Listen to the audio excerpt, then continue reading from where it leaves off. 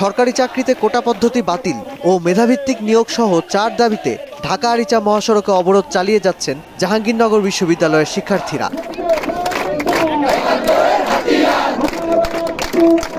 রোববার বেলা 11:10 থেকে বিশ্ববিদ্যালয়ের প্রধান ফটক সংলগ্ন ঢাকা আরিচা মহাসড়কে এই অবরোধ শুরু করেন তারা। এ সময় সড়কের দুই পাশে যানজটের সৃষ্টি হয়। এর আগে বেলা 11টার দিকে বিশ্ববিদ্যালয়ের কেন্দ্রীয় গ্রন্থাগারের সামনে থেকে বৈষম্য বিরোধী ছাত্র আন্দোলনের ব্যানারে বিক্ষোভ মিছিল বের করেন আন্দোলনকারীরা। মিছিলটি কয়েকটি সড়ক ঘুরে বিশ্ববিদ্যালয়ের প্রধান ফটকের সামনে গিয়ে শেষ হয়।